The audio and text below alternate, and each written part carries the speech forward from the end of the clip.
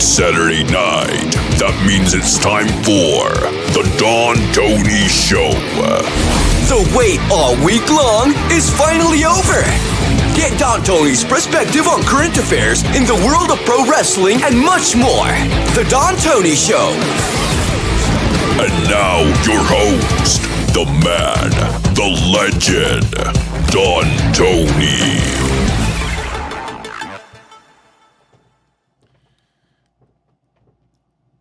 So right before we went live, I played a rib on my wife. I hid all the toilet paper, the napkins, and the paper towels. She doesn't know yet. So if you hear the door barging open while we're live, you know why. So,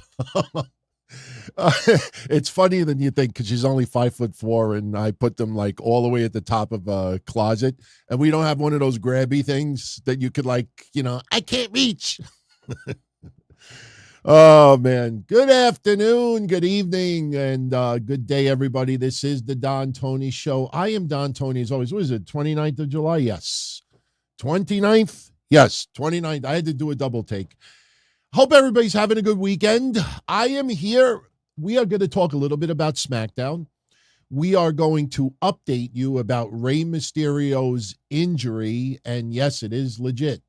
I got some details behind Vince McMahon's spinal surgery that went down last week, a couple of things that have not been made public online. We're going to talk about that mess. I have to word it the right way because I'm not going against as far as the women themselves. There's a bigger problem here, obviously, but the mess that has happened since Wednesday between Taya Valkyrie, Britt Baker, and a good portion of the internet wrestling community, it's starting to wreak its ugly head. Something that we talked about a long time ago with regards to AEW. And yeah, we're fans and we just want to concern ourselves with what we see on TV. But, it's a much deeper problem. And we'll talk about that a little bit later. Also, we'll give you some SummerSlam updates and a little tweak that happened with Roman Reigns. I don't know if anybody caught it. It was interesting to hear it come out of the mouth of Michael Cole and Wade Barrett last night. So I will give you a couple of hints of what that tweak was with Roman Reigns. And we got a couple other tidbits. Dana Brooke equals ratings. Did you ever think Dana Brooke would be the highest rated segment on a WWE show? It actually happened. I'll give you a little teaser leading into Monday. Yes. Put it this way. Not we. I am for everybody. WWE came this close for those that like to compare WWE and AEW ratings of having Dana Brooke draw a bigger rating than Jon Moxley and the Blackpool Combat Club and the Elite. So we'll get into that a little bit later. And LA Knight finally gets his SummerSlam match. The king of food and drink. I had a few people in the last hour because I put a little preview online of what we were going to talk about. I got a couple of DMs. What do you mean by the king of food and drink? I guess let's talk about LA Knight like right away. Yesterday on SmackDown, first off, LA Knight had a match. Obviously, massively over. A little bit of recreation with the hit row because if you've paid attention to some of the dark matches WWE does for SmackDown, we've had LA Knight and Hit Row mingle with each other before. And LA Knight comes out there yesterday to confront Ashante Adonis and Hit Row. First of all, he calls Top Dollar Uncle Phil, saying he didn't know Uncle Phil knew how to rap. And then, there's something called cheap heat, which I know you all know. But what happens for a lot of people who may not be as over as WWE wants them to be or wants them to get the crowd a little bit extra angry. This is what they do. They've been doing it for decades. Trust me, when we used to go to a lot more live WWE shows, when their Raws were more, focused on the Northeast, what you would do is you go to a commercial break, and then somebody would come out on the stage, and then they would start putting down the local town, the local sports team, if there's a major news thing going on. So yesterday, during the commercial break, Top Dollar comes out there, and they're trashing New Orleans. And, Top Dollar going pretty hard and heavy on New Orleans. Trust me, there's a couple of things you could think of back in the day that you could piss off New Orleans still 1,000 times over. Let's just say one of the topics rhymes with wiener. Wiener? Yeah, I think so. So anyway, during the commercial, they're ragging on New Orleans. So we come back from commercial, and here comes LA Knight. LA Knight is looking at Hit Row and makes the Uncle Phil reference to Top Dollar. But then he says, during the commercial break, you said that New Orleans was corny. And then he insinuates that B-Fab is horny. And, leads to a match. He beats Ashante Adonis in 90 seconds, 2 minutes. I mean, look, you feel the tide changing for LA Knight. As I said 5 weeks ago, better nights ahead, and that was spelled with a K. It's just not, they're not going to flick a switch. They're not going to do a Santino Marella. Remember when Santino debuted for the WWE in Italy, and he won a fucking title the same night? I'm Italian. Santino's my middle name. That is legit. And I watched that, and I'm like, I don't like this at all. And then he got the title. I'm like, the fuck was that? So you don't want to snap the fingers and, suddenly they give LA Knight an impromptu belt. Let's be honest. WWE is not giving him a lot of good TV time inside the ring. He's performed fine, but the result has been the L way too many times. You want to develop a winning streak. You want to start seeing it build. Yesterday, maybe the match a little bit too quick, but still very, very good for LA Knight. So after the match is over, he is in the back and he confronts Adam Pearce. And TLD says, I don't get the joke about something that rhymes with wiener. All right, Katrina. See, I'm New York. So I don't say, I say it like it sounds like an R, like Katrina, wiener, Katrina. It's a New York slang. So, all right, just want to clarify. And look, I don't like Katrina either. We raised a lot of money for animal rescue back in the day. Remember that shit with Katrina? For those out there that just want a real, interesting tidbit, I underestimated the bullshit that happens on the internet. When Hurricane Katrina hit, Kevin and I, on the Don, Tony, Kevin Castle show, we announced that anybody that's tuning into the show, if you make a donation for animal rescue, I think it was not HSUS, it might have been HSUS, animal rescue, that will match it. Now, I didn't clear this with Kev beforehand, and, it's not like we have a lot of it, money laying around, and Kev's like, I don't have that kind of money. And I'm like, me neither. So I'm like, how much do you think people are going to donate? And I said, I'll just take it out of my office expense. I said, on behalf of both of us. He's like, all right, cool. So, we got a couple $100 donated. So I said I was going to match it. Some woman, let's say it like that, that's not a wrestling fan, must have did a Google search about Katrina, and it shows the Don, Tony, and Kevin Castle show. If you donate, we will match it. She goes and she puts it on some animal rights message board. The next thing I know, $1,000 donation, $800 donation, $600 donation. And next thing you know, it was like $14,000. And I'm like, I don't have this kind of money. So I had to post. I went on the message board, and I'm like, listen, this is just for our wrestling fans family. And then you had, listen, I understand people want to maximize donations and they care about animals, but I caught so many fucking wenches that night lying to my face online.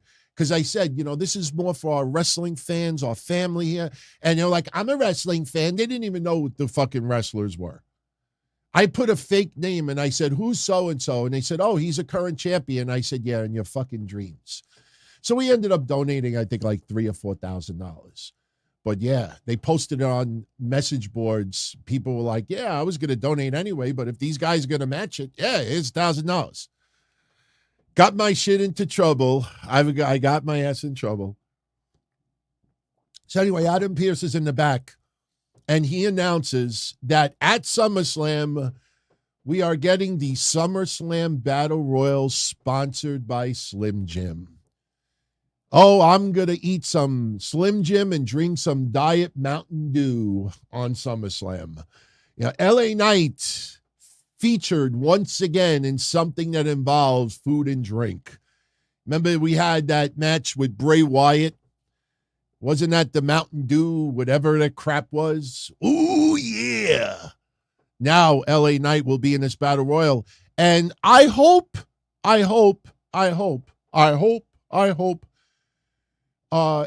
they add a stipulation that whoever wins the Battle Royal gets a title shot.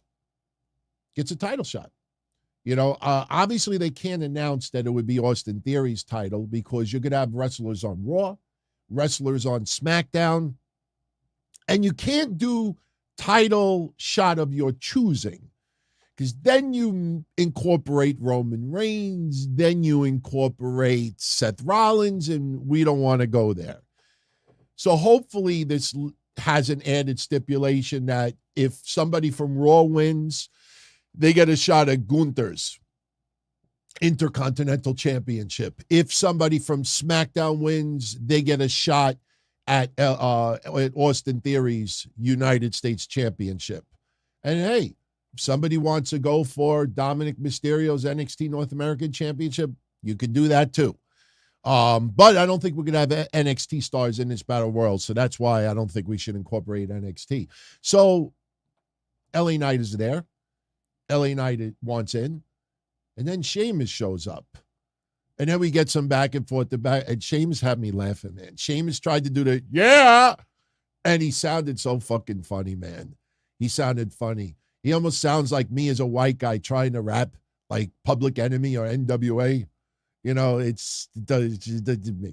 But so what ends up happening is next week, here's the test, everybody.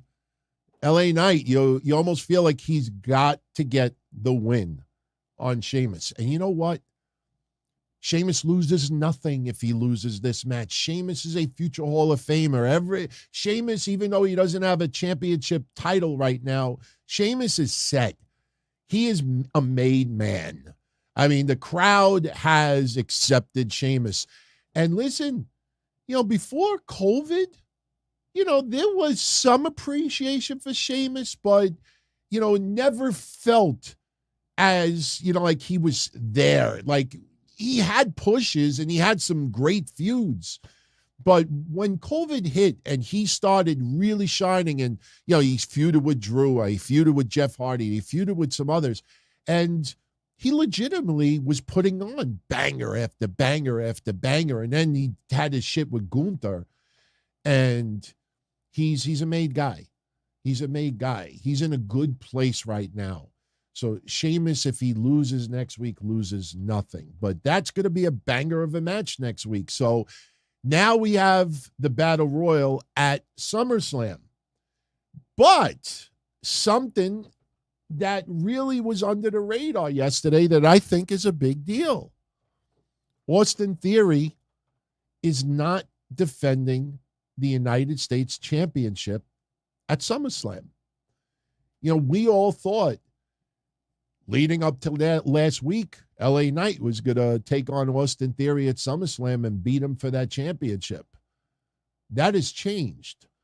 The winner of Rey Mysterio versus Santos Escobar will take on Austin Theory in 2 weeks, a week after SummerSlam on SmackDown. So Now it changes the perspective big time, because honestly, with all due respect, and we remember what Santos Escobar did in Lucha Underground. That guy at one point was the top guy. He could fucking go. At one point, not too long ago, we were baffled why he was still in NXT. And yes, Legado del Fantasma, remember when he lost with Tony D'Angelo, he's got to leave NXT, and he showed up in his SUV. He's like, you think I was going to leave alone? And he opened the door, and Legado left with him, and that was it. So they all went to the main roster. But, I think right now, I don't see Santos Escobar beating Austin Theory. Rey Mysterio, I also didn't see him beating Austin Theory either. So now let's talk about last night. Let's talk about with Rey. Let's talk about the injury. I have 2 video clips for you, and I have 2 slow-mos. And I'm going to show you the 2 clips. You decide what happened with Rey.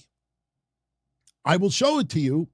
And when you look at one of them, I was under the impression he got a shoulder injury. I honestly thought he got a shoulder injury. But then we find out that, no, he was knocked for a loop, that the lights were on, but nobody was home for a little while. So what happened was we had the opening match, nice handshake to begin. Now, if you follow me and my shows going back to when Santos was still in NXT, one of the matches that Santos had on his bucket list that he really, really wanted to have, and Rey also, reciprocal, was against Rey Mysterio. Remember the night that Dominic and Rey showed up in NXT? They were just thinking at that time of having Rey take on Santos in NXT. They did not do it. They waited till the main roster, and it happened yesterday. So we get a excellent match. Crowd was into it. You could feel that the 2 guys in the ring, this was special. Sometimes that comes through in a match, that you could tell everything that they were doing was a little bit extra special.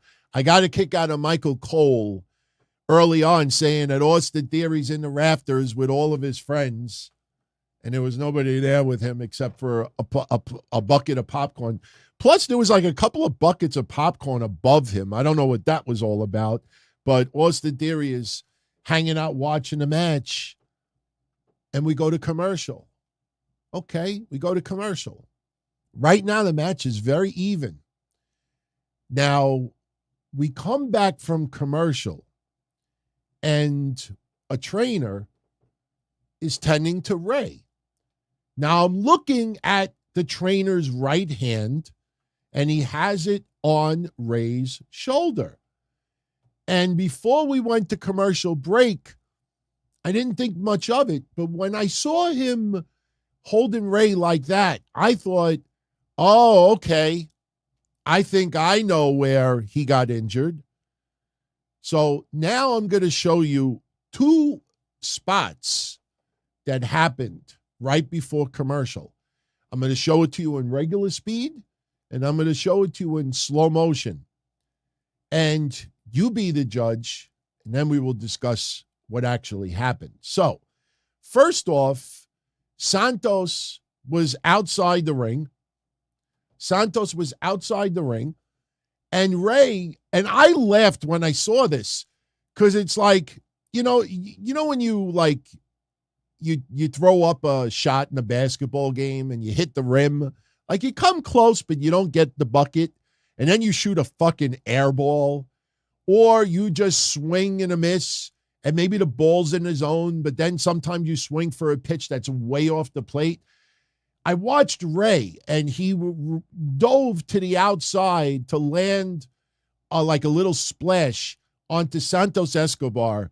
Look at how far Rey missed, but more importantly, Watch his shoulder. I'll show it to you in full speed first, and then we'll slow it down. This is what it looked like in full speed. Watch Rey. Oh, you just that's epic fail. That is an epic fail. I mean, not even close. And the funny thing is, before Rey did the move, you saw Santos on the ground, and Santos was right by the apron. And I'm like, how is he going to reach him? If anything, maybe Santos gets up and he dives and pushes him back. So now we do the slow-mo. All right, hold on. We got to do here's the slow-mo. All right. Now watch Rey's shoulder as he lands. Watch his shoulder. Boom. I thought that's where he got injured. I played it slow, and I thought, okay, that's where he got injured. So now we come after that move. So now Rey is laid out on the outside. So now it's Santos' turn to dive outside the ring. Now I'm going to show it to you in regular speed, and then I'm going to show it to you in slow-mo. Watch Santos connect into Rey. You probably won't see it on regular speed. You probably think, oh, not much, but watch Santos. Watch Santos. Okay, hold on. There he goes. He dives. Boom. Not that big of a deal. Okay. Now we'll slow it down. Watch Santos. Oh, wait. Here it is. Okay, here you go. Here is Santos slowing it down. Watch Santos's head. Watch Santos's head when he connects with Rey. Watch his head. Right into the corner of the shoulder. If you go back, let me see if I could rewind it. Watch his shoulder. Okay. I'm going to show it to you. Watch Santos's head and watch Rey's shoulder. Like his head goes right and he lands Rey. So now I'm thinking, okay, I personally thought it was the first spot because Rey looked like he landed shoulder first. He dove out of the ring. Not only no water in the pool, nobody on the block. But we find out that when Rey fell backwards, he banged his head against the floor. And the lights were on and nobody was home. So that's what happened with Rey. Rey was knocked out. The trainer immediately went to ringside and was asking Rey a series of questions. And I don't know what the answers were, but the trainer did not like what he saw. Rey Mysterio could not continue. And Santos got very, very teary-eyed. You know, this is not how they wanted the match to end. Rey, after a few moments, seemed like he got his bearings back, and they hugged, and they both shared an emotional moment, and it's not the way they wanted the match to end. Now, the crowd obviously was pretty light with this. Even after when Rey got up and hugged Santos and there was a lot of emotion, the crowd didn't know how to take it. The crowd didn't know if this was legit or if it was storyline. And honestly, between me and you guys, if that would have been storyline, you would have had the net ripping the shit out of that finish, saying like, why can't you just have a clean finish? Why did you have to do that? But it was a legit injury. Now, Santos was supposed to win, just so you know. It was supposed to be, and that's why Santos defeated Austin Theory last week. Santos already shows that he could defeat Austin Theory. Now he gets the title shot. Unfortunately, I don't think the outcome is going to be what some people think it's going to be, but in 2 weeks, Austin Theory will be defending the United States Championship against Santos Escobar. So there you go. All right. Oh, yeah, no. Josh, Santos is definitely the future. I don't know if he'll, like I saw some people writing the last couple of days that Santos Escobar is the heir apparent to what Rey is right now. Yeah, that's assumption. That's a guess. Maybe that's hope. There's nothing to insinuate that. Plus, Rey Mysterio is one of a kind, man. He's one of a kind. So I don't think anybody picks up that throne. So, but Santos is definitely special talent. No question. Santos Escobar is top shelf. Can't criticize him at all. Plus, he's very, very, very, very, very, very classy. Good guy outside the ring. Does not get involved with any controversial stuff. Clean. I mean, if you want an ideal guy for your company, that's one you would want. So Santos, and Santos has so much pride for what he does.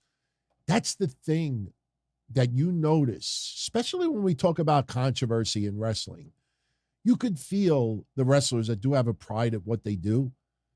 And for some, it's like summer camp, and then trust me, when we get into the Britt Baker, Taya stuff, I have quite a few things to say about that. Some of it is defending both of them, and some of it is a little bit of criticism, but did you catch the little tweak yesterday with Roman Reigns? My friends live in the chat. Did anybody pick up on something with Roman Reigns yesterday? Something early on? Did you notice a little tweak about Roman Reigns? I know. Yep. Michael says it. Michael got it. Michael Gonzalez and a few others. I noticed it right away. If you're tuning into audio and you don't know where we're going with this, Roman Reigns came out yesterday. Hold on.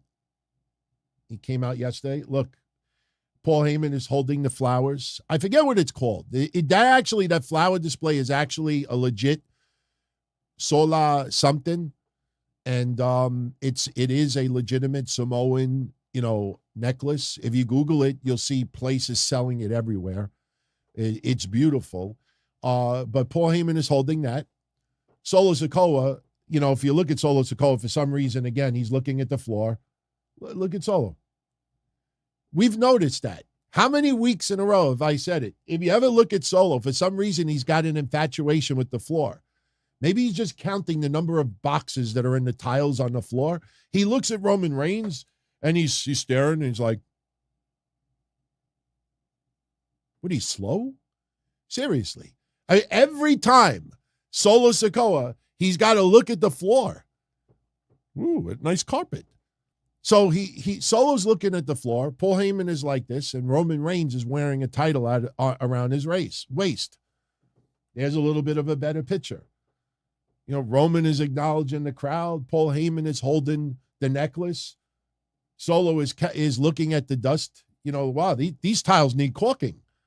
But notice, Roman Reigns only has one championship with him. Paul Heyman is not holding the other two titles. My friends, go back and rewind SmackDown, watch the beginning, tell me if I'm lying when I say what I'm about to say.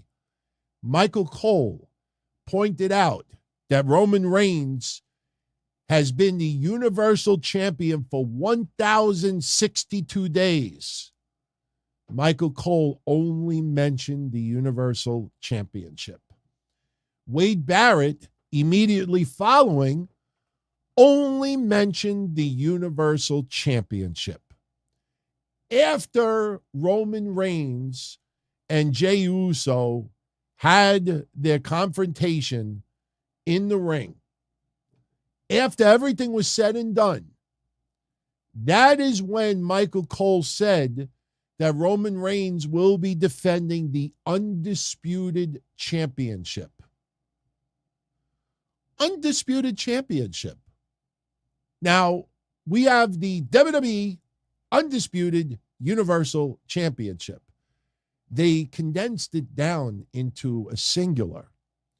And if you think that I'm making it up, go back and watch it. Now, I want to be a little bit clear here.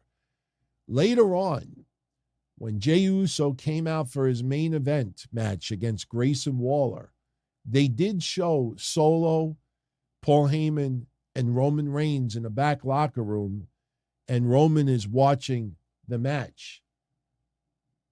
This time, Solo Sikoa is looking at the tiles on the wall. Wow, what nice wallpaper. No, he's looking at the match. Look at the background. Look at the background. You got the 2 championships on the left and the Universal Championship on the right. So they did show all 3 championships later on.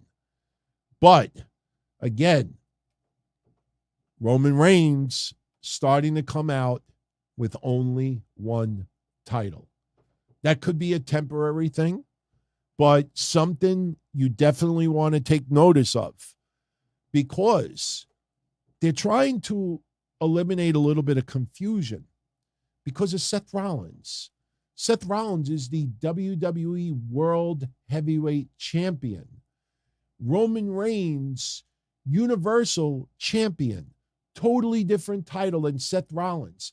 Yes, Roman Reigns' other championship different than Seth Rollins, but they don't want the perception of 3 world championships floating around, especially when Cody finishes the story. When Cody finishes the story, they're going to most likely present Cody with a brand new championship. I know what some of you are going to say, already another title? Yeah, they're going to have to, because right now this is a little bit confusing for some. And again, bringing out a singular title, and listen to Michael Cole, listen to Wade Barrett. You will hear it. They focused primarily only on the Universal title reign. Why? Because of what we said a long time ago, and what a lot of you said as well, because that's the title that's over 1,000 days. Roman Reigns was wearing the jacket yesterday with the 1,000 on it. They want to push that Universal title more than anything else because that's the one that's over 1,000 days. Roman Reigns is about to make more history with that championship. Roman Reigns is going to pass other people in his lineage. And if he gets a championship reign again in the future, you start combining the days as far as reigns, and he will surpass even more. So they are focusing on the Universal title for multiple reasons. One, to eliminate a little bit more confusion since Seth has the WWE World Heavyweight Championship.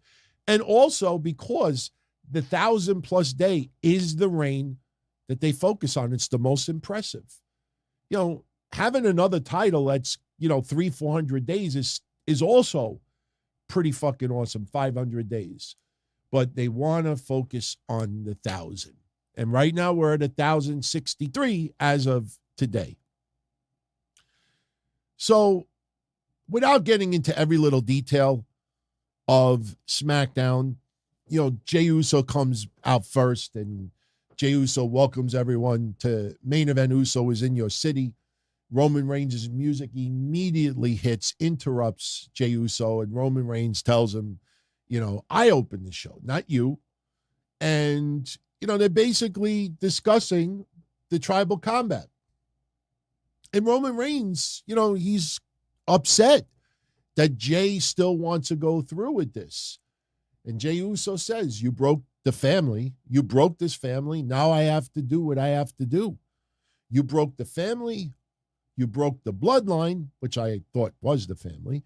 You broke Jimmy, and it's all your fault. And Roman, is telling Jey Uso, shut your mouth. And then Roman, plants some seeds. It's a great point that Roman Reigns said in this storyline. The minute Jimmy Uso gets hurt, Jey wants a title shot. The only reason why Jey was Roman's right-hand man a couple of years ago is because Jimmy got hurt. I think there was more to DUI at the time, but still. He says that your twin brother loves Roman Reigns more than he loves his own brother. And he says that after he beats Jey Uso at SummerSlam, he's done. Jey Uso is erased from the bloodline. And then Roman joking around a little bit. Hypothetically, if you were to beat me at SummerSlam, not only will I no longer be the tribal chief, and you may be the champion, but I will still be Roman Reigns. What will you be? And Jay believes that he could beat Roman Reigns, and that's what pisses off Roman Reigns more than anything else. How could you think you could beat me? And Jay says, because I already have. And if you looked at the graphic later on, it says the only person to pin the tribal chief, as if we're like two different persons here. Like that Roman Reigns prior to COVID was dead. No. The Baron Corbin, no, he never pinned. He pinned Roman Reigns. He didn't pin the tribal chief. So, Jay says, I pinned you before. I'm going to do it again. And the crowd is eating it up. But at the end of the night, I can't help it, my friends, but I'm thinking to myself, what happened to tribal combat? What happened to forehead touching forehead? What happened to respect? What happened to the elders? It wasn't a tribal combat like they were just beating the fuck out of each other. What happened to the respect? What happened to, that tribal shit's out the door, man.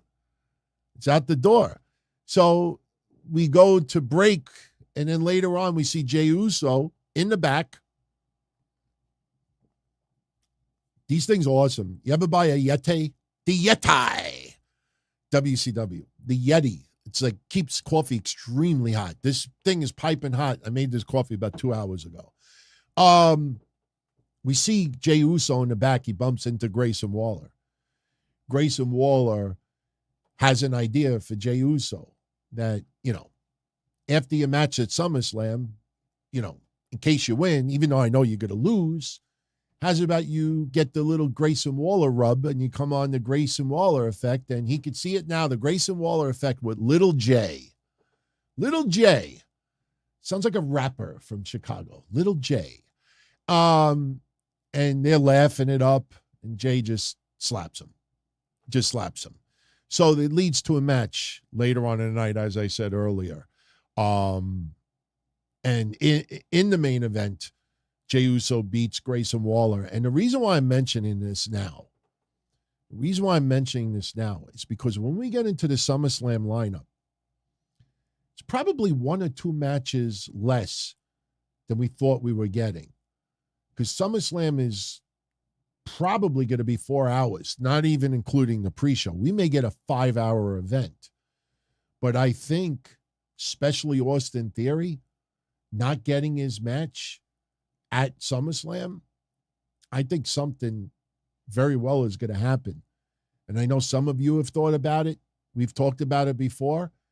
And if you watch closely during the Grayson Waller Jey Uso match, teasing it a little bit more. And what that is I think The Rock. Is going to confront Grayson Waller at SummerSlam. We're right now with the Writers Guild strike. There's not much going on in Hollywood. In fact, I just heard that The Rock may have donated $1 million towards, it's going to be divvied up amongst the writers. That is really, really generous. But I personally wished that maybe The Rock would have gotten a whole bunch of other actors that are millionaires and billionaires and say, hey, look, let's all let's all match. It's almost like that ice bucket challenge. Everybody was like diving into ice buckets like morons. Would have been interesting if they did it during the COVID era, but, diving into ice buckets, he should have did something like, look, I'm donating $1 million. Who's next? Who's going to step up next? Oh, Robert De Niro, you're going to step up? Cool. Hey, how you doing? Hey, here's $1 million. Who's going to step up next? And you go down the line. Tom Hanks, Lisa Skanks, whoever it is. Then you present like $50 million to all the writers. The Rock doing it by himself, to me, was like a class action lawsuit. You ever get something in the mail? Like, we got this class action lawsuit against American Express. If you want to be part of it, sign here. And then you get a check for 32 cents. Like, how many writers do you think there are? There's a lot of writers. Donate $1 million. Look, I could go buy dinner. And then it's gone. So still generous. But I think The Rock is going to be at SummerSlam. Grayson Waller imitating The Rock during his match with Jey Uso. And Grayson Waller has mocked The Rock before. This is all by design. The only question we have right now is, how are they going to do this at SummerSlam if The Rock shows up? I think it's unannounced. I think it's like John Cena at Money in the Bank.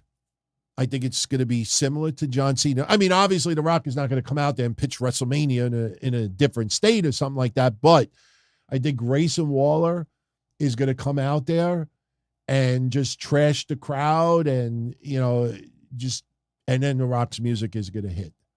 And I think that's going to work. Thank you, Gino, for the compliment. I appreciate it. A lot of people, so I did this yesterday. I was just thinking of Tribal Combat, and for some reason the Atari theme, because that was a video game that we played back in like 1977. And I just added the graphics. I added RR for Roman Reigns and JU for Jey Uso. And just put a little 8-bit, and that's my version of Tribal Combat. So it's not easy to come up with thumbnails sometimes, especially when you don't do clickbait. Oh, trust me, if we did clickbait, it would be easy. So fucking easy to pull people in. I could have photoshopped Vince McMahon on life support right now. Vince McMahon hospitalized, and Vince would have been like, we'll get into Vince in a few moments. So Jey Uso beats Grayson Waller, but towards the end of the match, Jey Uso starts imitating Roman Reigns. Roman Reigns comes out during the match with Solo and Paul Heyman, and towards the latter part of the match, Jey Uso locks eyes with Roman Reigns, and he fucking nails a spear. And it was impressive. He nails a spear, climbs the top rope, gets the frog splash, and wins. Well, the Uso splash, and gets the win. But then tribal respect. Remember last week was all about respect. Maybe not respect towards Solo and Jay and vice versa. Because remember, last week it was all respect. But Solo was like, nah, fuck that. I'm not in Tribal Combat. And he went to hit Jay. And then he was going to spike Jay, and Roman Reigns stopped him, and they left the ring. So this time around, we get rinse and repeat. As soon as the match is over, Solo Sikoa tries to attack Jay again. This time, Roman doesn't stop Solo. What happened to Tribal Combat? Is this phase 2 of Tribal Combat? Amnesia? Respect out the window? So what happens yesterday is Solo hits the ring, tries to attack Jey Uso, and Jey Uso nails him with a super kick. Roman Reigns is like, fuck that, man. Roman Reigns takes the title off his waist, and he runs in the ring. And I'm saying to myself, okay, this is, I guess, the respect factor out the window. And Roman tries to go for Jay, and Jay fucking nails him with a spear. And the crowd is going nuts. And Jay is getting the upper hand on Roman Reigns. But ultimately, you know how it's got to go off the air. Solo Sikoa gets the upper hand. Jey Uso continuing a trend that we don't like about WWE, that all of the baby faces, friends in the back are sissies, pussies, wimps. They never come out and make the save. Cody Rhodes could get destroyed from Brock. Cody Rhodes could get destroyed from Hornswoggle. And nobody comes out to ever make a save. You ever notice that? We've talked about that so many times before. You know, maybe an Uso helps an Uso. Matt Riddle might be the only one. Matt Riddle might be the only, and he always gets laid out on his ass, let's be honest. Matt Riddle makes the save, and then, you know, whenever we post a screenshot of Matt Riddle makes the save, he's always laid on the mat like this. That's how it's booked. By the way, can I give you a little announcement? I think you might actually find this cool. Remember last week we did a little super chat drive to help Shotzi Blackheart's sister with a little bit of her expenses related to her liver cancer. And by the way, if anybody wants to donate, the link is still good. They have hit, I think, like 25,000 so far, which is awesome. It is tinyurl.com/help Shotzi sis. I made that tiny URL so it's easy to remember. But next week, we're going to do something cool. I'm doing it anyway because I have become friends with this person. But I thought some of you out there would probably have some fun being a part of it as well. And I will tell you this. Anybody that does take part in this, we are going to buy a card. Every single person's name will be in this card. The funny thing is people still haven't reported about Matt Riddle and Misha Montana, what's going on, because they don't know what the truth is. And because they got to get the credit and can't just say, oh, you know, the Don Tony show confirmed that blah, blah, blah, blah, blah. They don't even DM her. That's the funny thing about it. Because I asked her, I was like, any of these places that aren't sure, did they DM you and ask you? And she's like, no, nobody's contacted me. So I'm telling you here right now, Misha Montana and Matt Riddle are having a kid. We don't know if it's going to be a baby bro or a girl, but they're going to give birth in December. And we kind of had a funny joke about it. What was in the air in March? Think about that. You think around that time, you think of Alexa Bliss, you think of others. There's multiple people pregnant right now. Carmella and others. Like, what was in the air earlier this year? I mean, did the rumors of Endeavor and WWE merging together and we just didn't know publicly and everybody was just like, holy shit, MMA, merger, Endeavor, WWE, let's have a kid. So I have the baby shower registry for Matt Riddle and Misha Montana. So we're going to give them a gift for the birth of their child. So what I think I'm going to do Monday is maybe we'll go on the registry and you could help me like pick out, like, what do we send them? Do we buy them just like diapers and shit like that? Or do we get something else? So we'll do that next week. And anybody that contributes, whether it's $2 or $20, whatever it is, I'm going to put it all together, buy a couple of things, and we'll get a big card made up and we'll send it to them. So pretty cool. Pretty cool. But yes, they are having a kid. So I suggested if it's a baby bro, you name him Anthony. But I don't think Anthony will be the choice. All right. A couple other things that happened on SmackDown yesterday. Once again, Bayley getting a little bit creeped out. Now we have a piece of paper, and it's like one of those psychos. I'm sure a lot of you remember the psycho that used to cut the letters out of the magazines and put a whole bunch of eyes. You know, it'd be interesting if we get a little twist and maybe it's Kane. Maybe it's Kane. Remember See No Evil? Kane with green hair would have been funny. But no, Bayley, basically, I got my eye on you and I will see you soon. And there's much more hair. Sooner or later, she's going to run out of hair. Seriously. I know that didn't sound right. Yeah.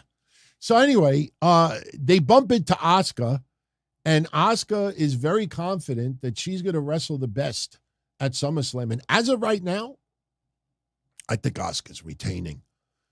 Some people are fearing Charlotte Flair is taking this title. I don't think so. I think Charlotte and Bianca are going to end up having a pretty substantial feud leading into possibly Survivor Series. Yesterday, Charlotte Flair and Bianca Belair, I know people don't like this. I'm with you. They beat the women's tag team champions, Sonya Deville and Chelsea Green. I would have liked, who's the name of the SmackDown announcer? Who's the name of, I can't remember his name. You know, the guy that does SmackDown. I would have popped if he would have went, Chelsea Green. Who's the guy? Someone in the chat will know who he is. I always forget his name. He's got a forgetful name. But they beat the women's tag champs yesterday. Mike Rome. Thank you, Austin. Mike Rome. So I don't like the women's tag team champs being pinned like that. I get it. They're getting pinned against Bayley and Charlotte Flair, two of the top talents in the last 10, 20 years. So you don't lose nothing from it. But still, that just shows you how weak the women's tag team division is. You mean to tell me you can't have you want to know something? I'm glad I remembered. You know who I think would be an awesome tag team? Seriously, as long as this woman turns heel and can actually put it together a little bit, I think Dana Brooke and Lacey Evans as a tag team would be tremendous. I think the blonde bombshells, I think they would piss off the IWC so much that they would get over as major heels. Dana Brooke needs a tag team partner, and not somebody who is as mid as she is, you know, and it's no disrespect. Listen, I get it. She's there 8 years. She's a good person. Everybody likes her, but she's still, her timing is off, man. You know, it's like playing a video game. Oh, you know, you make one small move wrong, or your timing is off. That's it. You're dead. You're dead in a video game. The game combat. The bullet's coming at you. You're like, oh, it took me extra second to get in the ring. That's it. Game over. And her problem is her timing is awful. That would be covered up with a tag team partner, but it's got to be a tag team partner that's a little bit better than her. I think Dana Brooke and Lacey Evans would be a decent tag team. And you know what? I could have seen Lacey Evans and someone coming out to confront them yesterday, and they should have gotten the loss.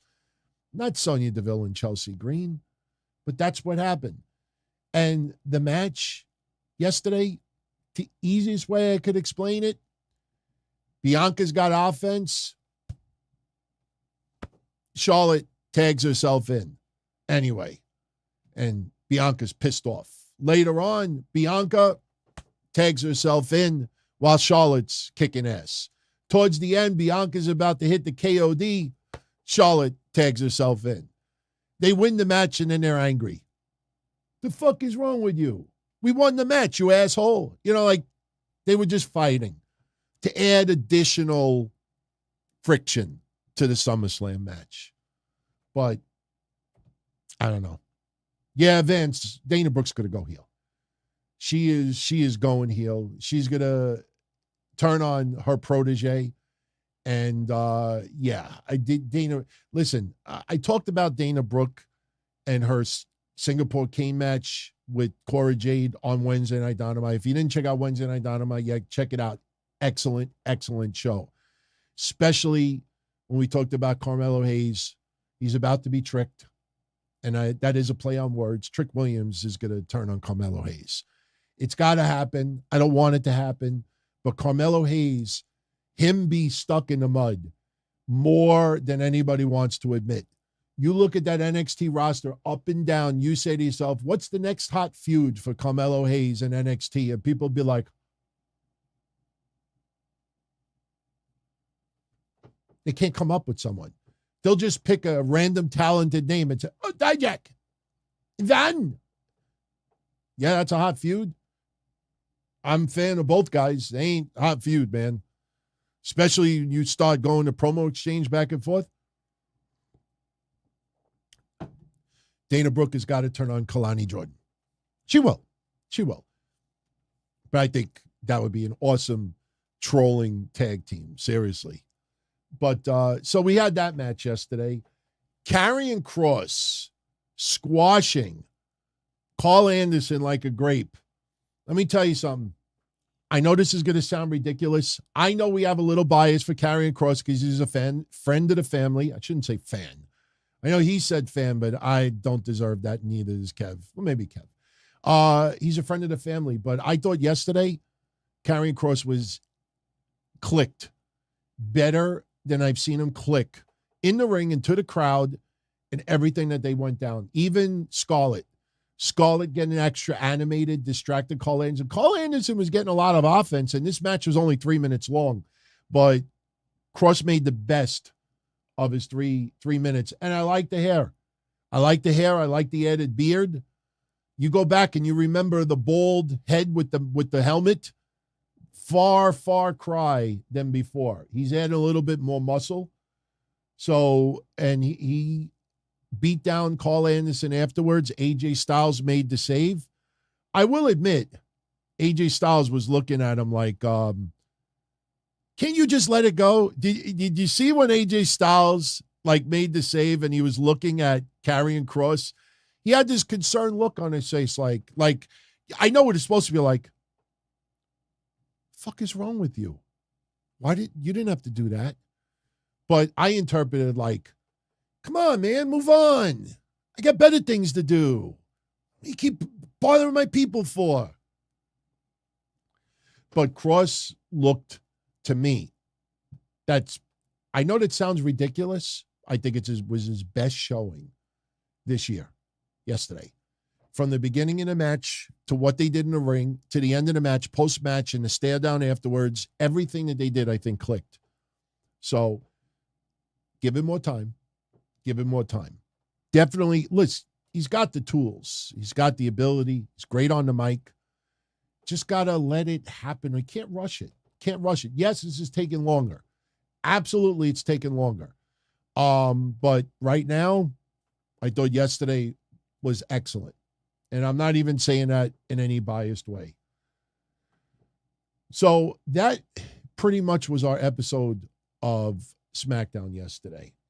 So next week we have Sheamus and LA Knight. And then the week after we have Santos trying to take the United States Championship off of Austin Theory. And then SummerSlam. Now let's briefly talk about SummerSlam. Then we'll get into a couple other things. Here is your current SummerSlam lineup. And I'm going to use my fingers just so people could keep count and say, yeah, we're 1 or 2 matches less than we should. We got Roman Reigns defending the undisputed WWE Universal Championship against Jey Uso in Tribal Combat. It's no DQ. Anything goes. We'll see if there's any special garb. We'll see if the elders are there. We'll see if there's special weapons. We'll see if there's rituals. Asuka defends the WWE Women's Championship against Bianca Belair and Charlotte Flair in a 3-way. Seth Rollins defends the WWE World Heavyweight Championship against Finn Balor. Gunther defends the Intercontinental Championship against Drew McIntyre. Brock Lesnar takes on Cody Rhodes. Ronda Rousey takes on Shayna Baszler. We'll get back to that match in a second. Logan Paul takes on Ricochet. And we have the Battle Royal, sponsored by Slim Jim. Step into Slim Jim. Oh, yeah. And I hope that Battle Royal is not a pre-show. That may be a pre-show. I hope not. I don't think it will be because Slim Jim is paying a lot of money. Slim Jim is paying a lot of money to be the sponsor for that Battle Royal. I don't think they want to be in a pre-show for that, but anything is possible. And listen, when they do the Battle Royal, everybody's going to be in the ring already. Everybody's going to be in the ring already. So that Battle Royal is probably only going to last 10 minutes. You know, we think Battle Royal, we think 30 minutes, 40 minutes. No, I think that'll probably be like a 10-minute match. And you know what happens. We get that flurry where like 10 people get eliminated in 2 seconds. You know, that's what it's going to end up being. But I think we all agree. LA Knight should win it. will likely win it. And whether it's 10 minutes or not, I think people will be happy with it. So be cool if everybody's in the ring and then LA Knight comes out by himself on the microphone and cuts his promo. But that is your lineup. As of right now, Rhea Ripley has no match. People are claiming that Kevin Owens has been working with a fractured rib. And we talked about it last week, that it felt like on Raw that they were writing Kevin Owens and Sami Zayn off of SummerSlam. Not expecting a match from them. They're going to give Kevin Owens some time to rest. Also, Rhea Ripley. Rhea Ripley destroys Liv Morgan. Now, Raquel Rodriguez, if you listen closely to Liv Morgan's promo last week, Raquel Rodriguez is hurting. So there's no long-term injury, so maybe that match still goes down. In my honest opinion, maybe it's not needed. But as of right now, we have 8 matches. Now, I think one thing we should talk about is Ronda Rousey and Shayna Baszler. They made the match official 2 days ago, but it's, as of right now, a regular match. What happened to the fight? This is more than a match. This is a fight. Yeah, punch somebody in the face, you get disqualified in 2 seconds. So I'm wondering if they're holding off the stipulation until Raw to add it then. See, we will see. Another team that doesn't have a SmackDown, or excuse me, a SummerSlam match is the Street Profits. Now, trust me, if you thought that I was not going to talk about this, you're crazy. But I'm going to probably have to share with you on Monday. Do you remember 2 weeks ago? I have a video. I put it together, but I decided, not to post it because I think I'm going to get hit with copyrights left and right because there's no way to edit it down. 2 weeks ago, we were talking about Bobby Lashley with the Street Profits outside. They were next to a limo. I don't know if I have a screenshot that I could show you from 2 weeks ago. Let me see if I do. I might. I'm getting close. All right, we see him with Carmelo Hayes and Trick Williams, so it should be coming up here. Maybe, maybe not. Let's see. Yeah, okay. All right. Like I said, I was going to play a video, but I don't want to get hit with copyrights. 2 weeks ago, we talked about Bobby Lashley making his return, and I said that Bobby looking dapper, in some ways looking smaller than Montez Ford. And then I took note of it, Angelo Dawkins wearing a sweatshirt, a hoodie. And I said 2 weeks ago on the show, I said, I wonder if that is going to lead into something soon, the way Angelo Dawkins dresses. And if you think I'm making it up, go to the Don Tony show from 2 weeks ago. I think it was around the 48-minute mark. Just go watch back what I said. I thought that the way he dressed was going to become part of a storyline. Well, yesterday, they're sitting around some room. And long story short, Bobby Lashley tells the Street Profits that you should be treated like champions, like stars. You are stars. You should dress like stars. And Bobby Lashley is looking at Angelo Dawkins. Montez flips the glasses down, and Angelo Dawkins is like, "You looking at me?" And Montez slaps him in the ass, joking around, and Bobby Lashley brings in all of these suits for Angelo Dawkins on the house, courtesy of Bobby Lashley. And Angelo Dawkins is getting a change in look, and they're teasing that they may turn heel. So I don't know if this is going to lead into anything with SummerSlam. They're probably going to be in the Battle Royal. They should. But, yeah, we had a feeling that they were going to turn that into a storyline about Angelo Dawkins' look. And, yeah, he's going to start putting on a suit. He's going to get dapper, which is going to be, I think he's going to look great. But he's going to look out of place because you kind of feel like Angelo Dawkins is like really casual guy, you know, and he's probably going to look a little out of place. Okay. Moving on. Let's talk briefly about some match results from yesterday and a little injury note on AEW side. Brian Cage and Big Bill won a tag team battle royale, beating Christopher Daniels and Matt Sydal, Matt Menard and Angelo Parker, the Hardys, Satnam Singh and Jay Lethal, the Butcher and the Blade, Brother Zay and Ethan Page, and the Chaos Project, which means that Brian Cage and Big Bill will get a future tag team title shot. The Kingdom beat Hayden Backlund, I don't believe any relation to Bob, and Mayung J. Lee. Okay. Hikaru Shida over Nyla Rose. Commander over Kip Sabian. Now, originally I was supposed to be Scorpio Sky and Kip Sabian. Scorpio Sky, he's got some bad luck. Got injured again. I don't have the details. All I know is that he took a huge fall. Don't want to say that he blew out his knee but he hurt his leg pretty serious. One person told me that they heard that he slipped on something.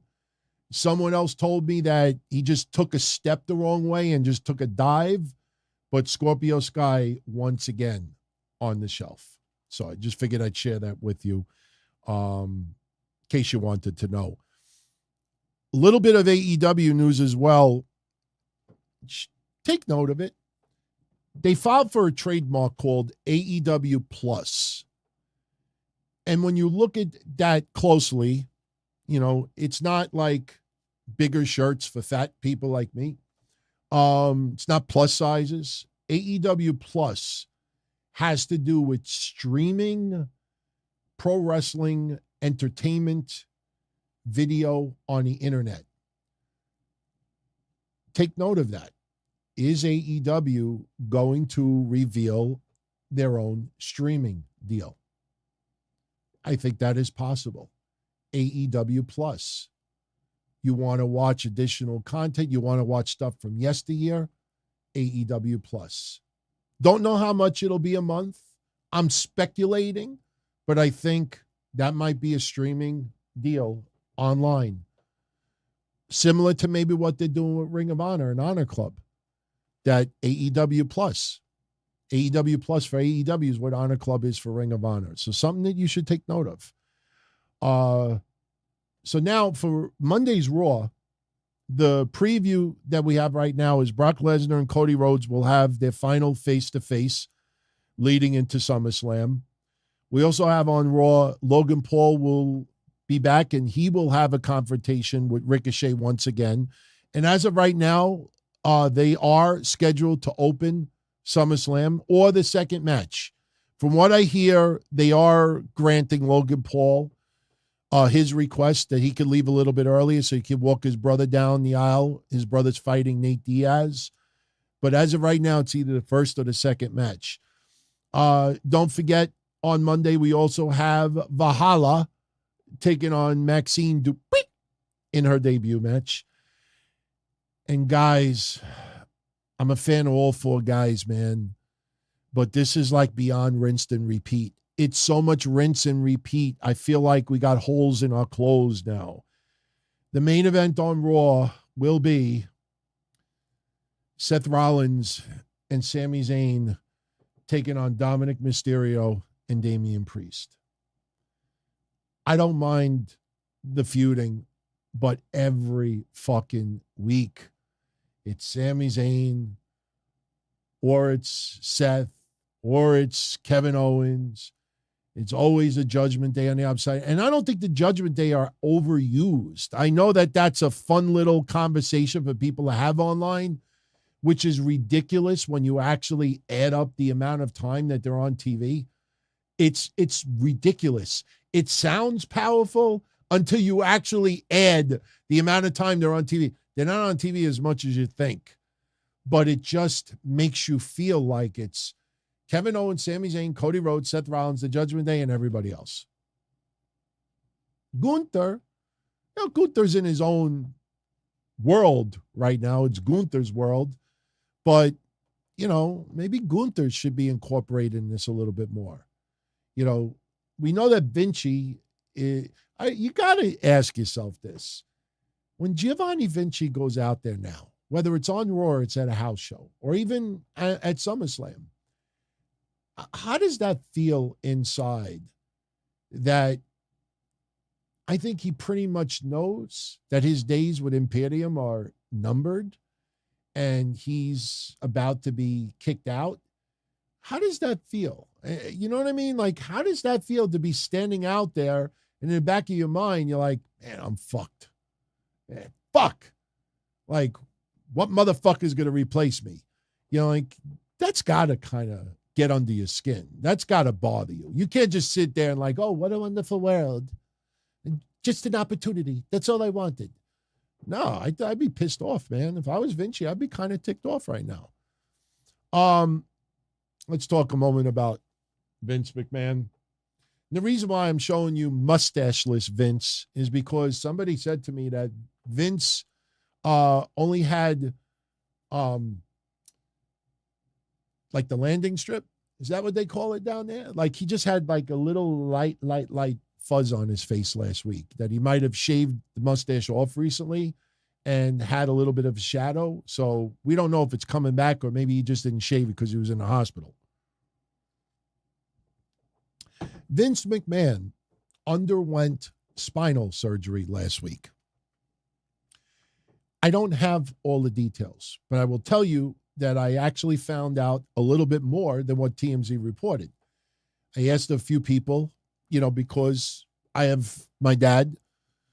If you remember a couple of years ago, his situation with his spine. Vince's surgery is similar to what happened to my dad, but it's from years of wear and tear.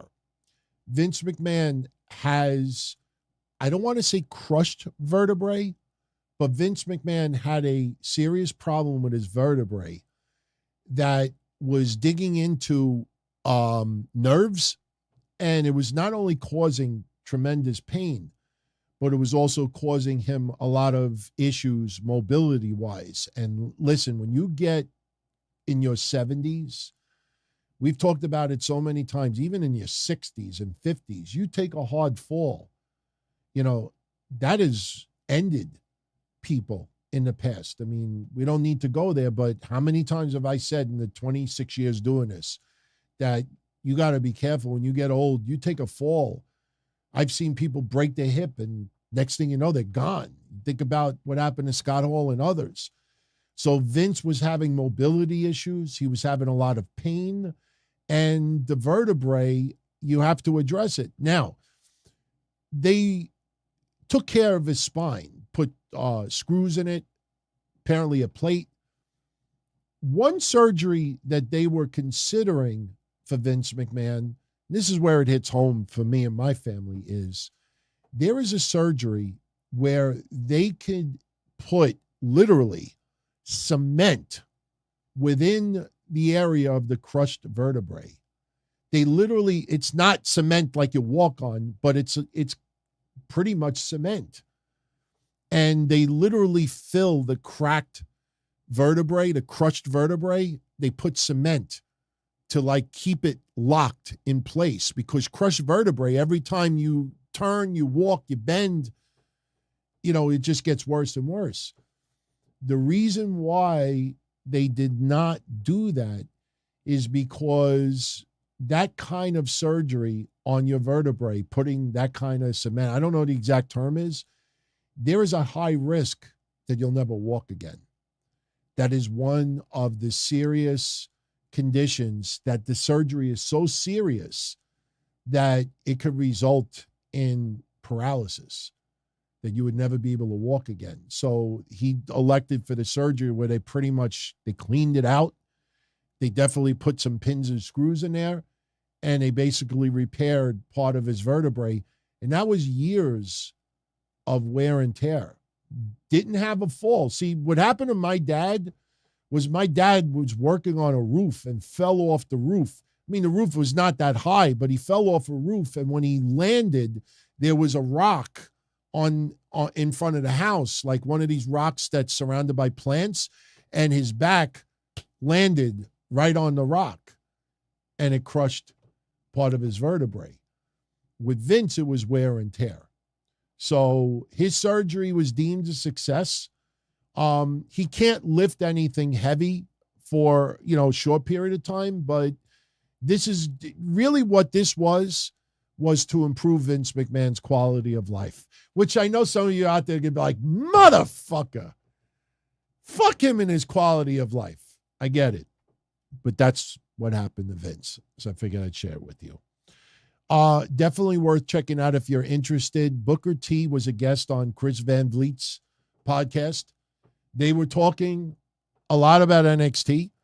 They were talking about him commentating on WWE's main roster, and he says that he didn't like it as much because they had to be politically correct, and there was always someone in his ear. He loves doing a commentary for NXT. He's relaxed. He has a lot of fun. And he says between that and the podcast, he's having a good time right now. I think probably the one item that will be noteworthy with Booker T more than anything else is Chris asked him his Mount Rushmore of pro wrestlers. And the four that came to mind for him, I think he didn't think about this long and hard, but the four names that came to mind for Booker T was Ric Flair, Hulk Hogan, Ricky Steamboat, and Roddy Piper. And he did point out that Ricky Steamboat, because he is the greatest babyface of all time, that could be debated, but I can't really argue with him there. And Roddy Piper could do it all. So go check it out. It's a really good interview. It's a fun interview. You don't lose any brain cells from it, and it's easy listening. Chris does a good job. Remember when we used to call him Filet of Fish? And I used to always talk about his teeth. What's it like in NXT? What do you think about this? Do you like this? What do you think of her food? Oh, you like this? Who's your favorite wrestler? Who's your wrestler? He's shown that he's the man. So, all right.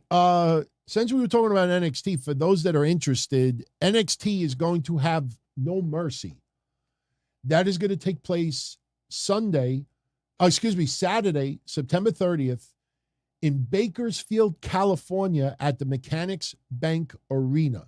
So if you live on the West Coast and you're near Bakersfield, you might want to mark it down. NXT No Mercy, September 30th. Tickets go on sale Friday, August 4th, next week. So if you want to check it out, they got a pre-sale registry. I think the pre-sale starts Wednesday. This is why I'm mentioning it now, besides Wednesday Night Dynamite, because the pre-sale starts this Wednesday. If I wait till Wednesday to talk about it, I might get somebody be like, DT, that's fucked up. The pre-sale's already done. Why didn't you tell me sooner? So if you want to be part of the pre-sale this Wednesday, go to WWE.com/NXT No Mercy -pre-sale. Or just go in the search box. All right. Let's start bringing this home. I'm looking at my notes. I'm checking it twice. Oh, shit. This is not going to be nice. All right. Let's talk about Britt Baker, Taya Valkyrie, internet trolls, karma, big AEW problem. Okay. I don't like to rip people for having a bad match. Everybody has a bad day. Sometimes things don't click. Even when I use the video game analogy, you could be so good in a particular video game, and then once in a while, you don't last 5 minutes. Like, the fuck is going on? I ace this game all the time. Sometimes you just don't have it. On Wednesday, Taya Valkyrie and Britt Baker did not have it. It doesn't help when you got people in the front row that are like, and then after the match is over, you get a sign like this on TV, on the camera: book the women's division better. Book the women's division better. Ring of Honor. Remember the days of Ring of Honor up until recent years? What is something that I've always talked about for years and years and years? Ring of Honor never really focused on a women's division. They'd have some women's wrestling, absolutely. But Ring of Honor, with women, it was never a big priority. Whether people like it or not, for a lot of wrestling companies out there, I don't care how commercialized WWE is. I don't care how many times they rinse and repeat. WWE right now has the top tier of women's wrestling, period. Over the years, Impact Wrestling was very impressive as well.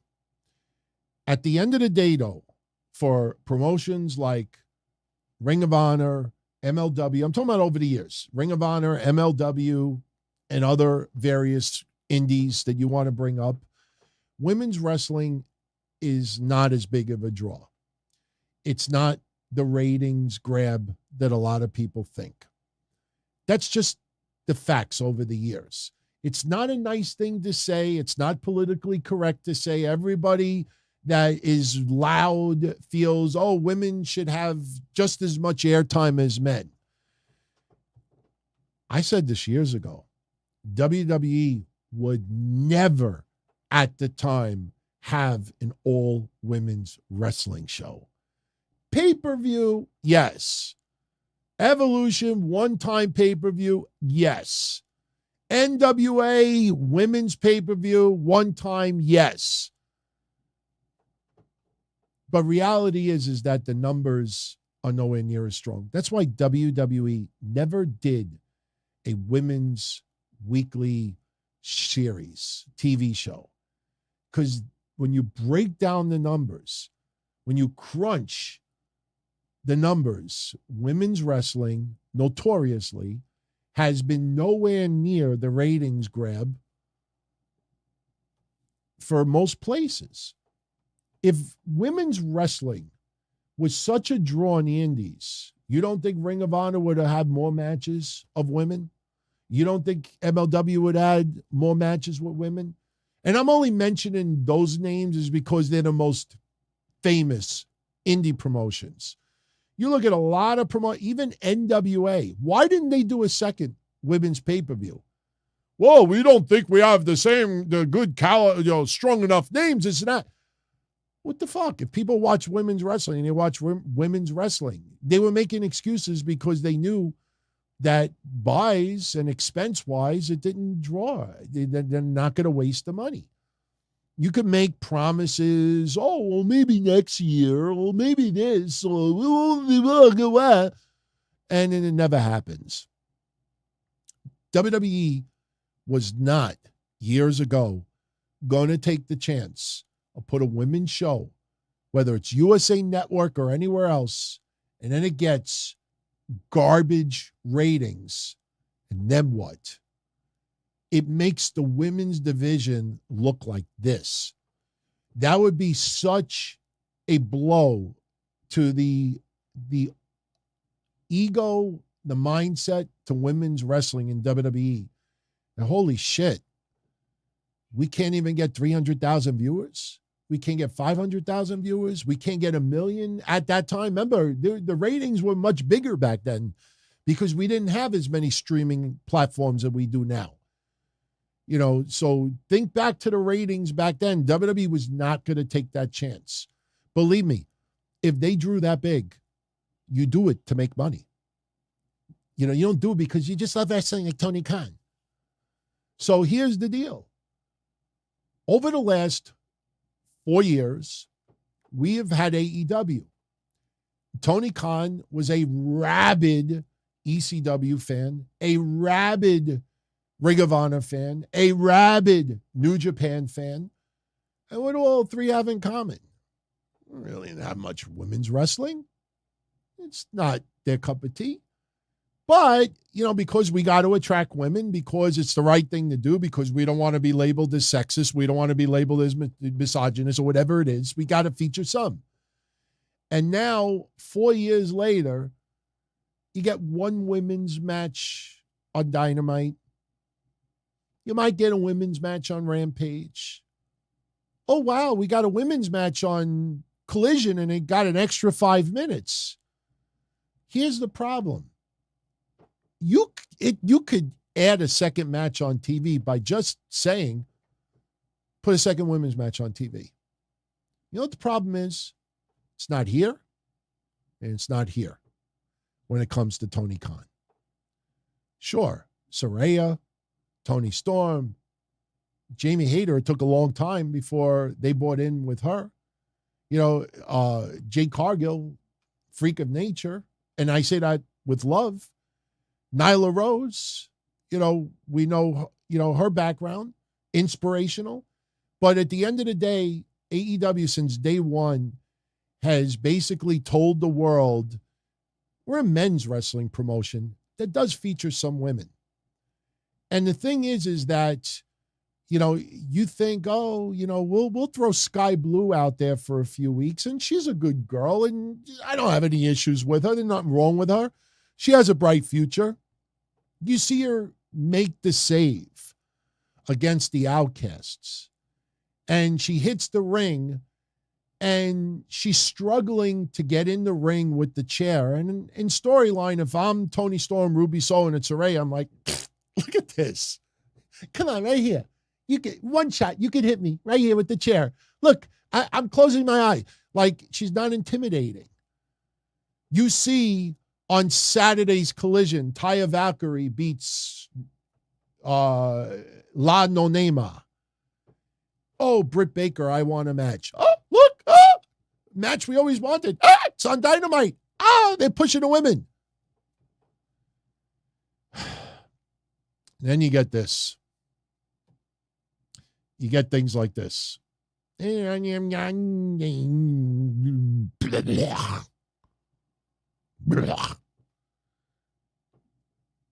Let's see it in slow motion.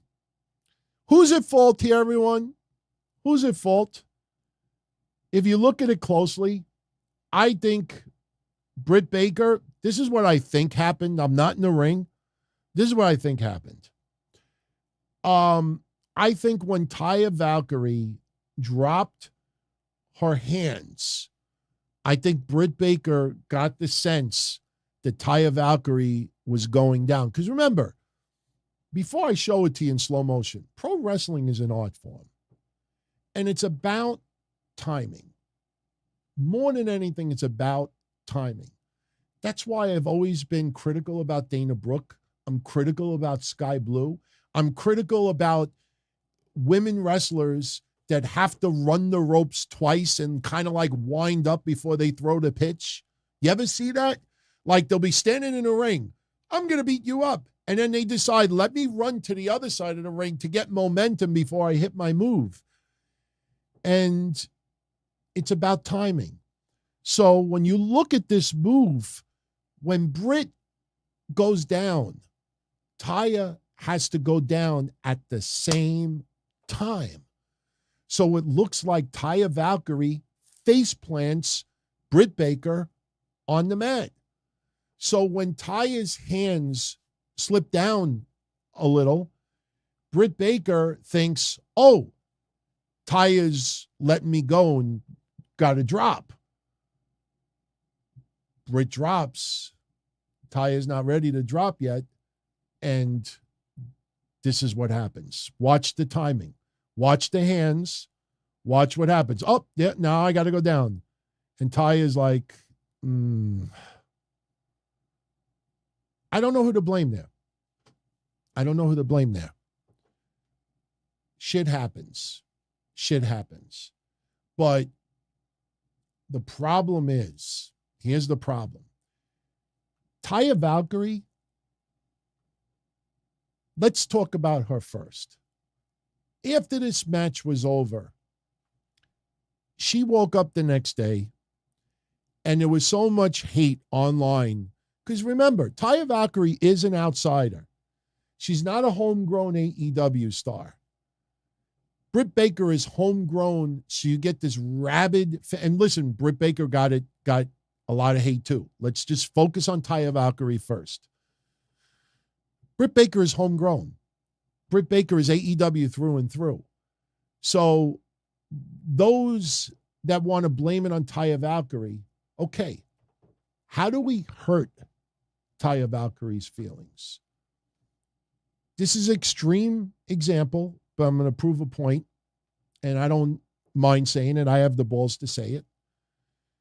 Back in the 70s, the 80s, the 90s, the 2000s, even the 2000s, and some people still do it today, which is awful.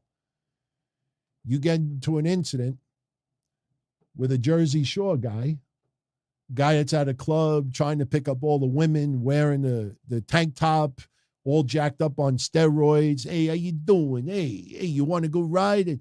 And then you get into a verbal altercation with that guy. How are you going to hurt that guy's feelings the most? Are you going to make fun of his physique? He's got you blown away. Sorry. Are you going to tell him that he can't get laid? Guy gets laid every day.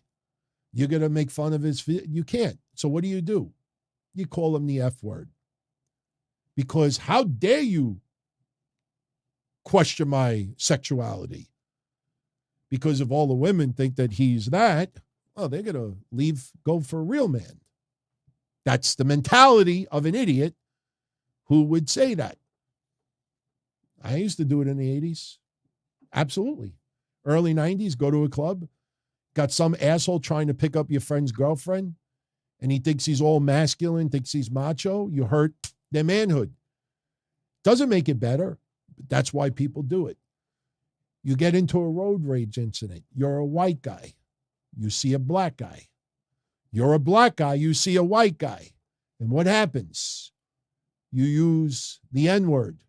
You use the word that rhymes with whacker. It begins with a letter C. Why?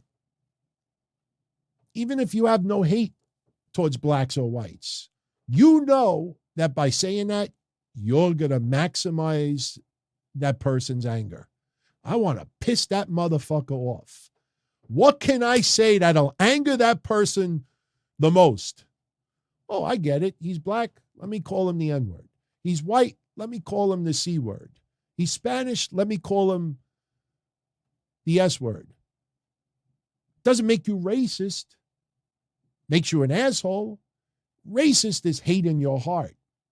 You're doing it because you're trying to insult that person the worst you can. And that technically does make you a racist. Because if you think insulting someone's sexuality and race is the best way to hurt somebody, you're a racist. You're this. So what does this have to do with Taya Valkyrie? Taya Valkyrie is a tremendous wrestler. I'm not a big fan of hers. She's a tremendous wrestler.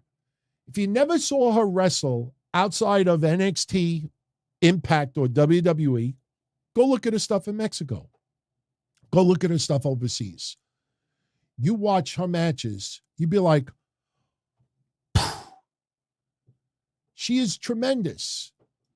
So how do the rabid AEW fans, how do they maximize insulting Taya Valkyrie for what happened with Britt Baker in the ring? Well, you do this. You call her fat. You call her disgusting. You say that she looks like a man. You say she's untalented. Call her a loser. You say that she's slow, lazy. And she says, I'm a human being trying to be my best. Remember that the next time, and hopefully you'll never have to hear that kind of stuff about yourself. You know what the problem is with that, my friends? is you will get a bunch of responses from people online. Oh, Taya, you're none of that. Oh, Taya, we need to all be better. We need to stop the hate. Until the next one. You're not going to change social media. You're never going to change social media. It will always feature the low of the low because, unfortunately, people enjoy seeing other people miserable. People that are jealous or don't have it all that much, they like seeing other people hurting. And those who are successful get a kick out of people who fail. You think back, check this out. In the 1920s, there's a video online. If you go on YouTube, you'll see the video. And I recommend you check it out because it's such an interesting video. They colorized it. They added color to the video. You know what the video is in the 1920s? A bunch of rich women in front of one of their houses, and there's a whole bunch of poor kids in front of the house. White, black, Spanish, little kids, and they're tossing pennies. Tossing pennies. Like they're tossing breadcrumbs to pigeons. You got to see the video. I saw it a couple of months ago, blew my mind. Rich women wearing Victorian stuff in the 1920s, and they're tossing pennies. And you see all these little kids with no shoes on, no shirts, ragged clothes, and they're scrambling all. And the funny thing is, they're not fighting with each other to try to get this money. In this day and age, get the fuck out of the way. And you grab all the money, or you try to rob the kid next to you. Oh, you got 20 cents? Let me see. And you punch him in the face. You take his pennies. You run away. All these kids were trying to, and the women were having a great time. They thought they were doing something good. But in actuality, they're laughing afterwards. Did you see how that little kid literally jumped over a cliff for a fucking penny? People enjoy seeing people do misery. So this is what Taya Valkyrie gets. It's never going to change. It gets worse because, and you know what? The worst culprits are the ones who are so outspoken about it. I brought it up with Matt Hardy and Jim Cornette. Matt Hardy didn't realize that by setting the traps up, that his own followers were going to go for the cheese. So the toxic cult of Cornette, which Matt Hardy addressed, the people that showed their utter despise and hate towards Jim Cornette were Matt Hardy supporters, and they were 10 times worse than the cult of Cornette, as Matt Hardy would say. It's toxic. And this is what Taya Valkyrie was greeted with. It will never change. Now, on Britt Baker's side, it gets more complicated. It gets more complicated. Because you think of that little reality series that AEW did. And listen, at the end of the day, this is a big AEW problem. But you remember the reality series that AEW did recently, and it did not put Britt Baker in a positive light in a lot of ways. You think about the Thunder Rosa stuff, you think about other stuff. So Britt Baker, because she is Adam Cole's fiance, because she has worked hard for 4 years, she's worked hard. Working hard doesn't equal success. And what I mean by that is you could have somebody who is in a batting cage 8 hours a day for 5 years and still bats 200. You could be Dana Brooke wrestling 8 years on a WWE roster and still needs 2 or 3 extra seconds to execute a move. That it doesn't get instinct. When you think about people like MJF and RJ City and CM Punk and Seth Rollins and who could cut promos and just immediately on the fly bring up The Rock, Steve Austin, LA Knight, and just immediately on the fly, like come up with a response retort. This is not, when you're in the ring and you're doing reversals and flips and 360s and, offense, defense, reverse, offense, it is an art form to have that kind of instant reaction. I joked the other day. I put on Twitter, and I knew it wasn't going to get much views because it's politically incorrect to show. 9 years ago, we were watching an episode of TNA Impact, and I was on, I don't remember what the name of the chat room was. It might have been 123 Flash Chat. We were in a chat room during TNA Impact, and at that time, I was doing a lot of corny raps on my shows.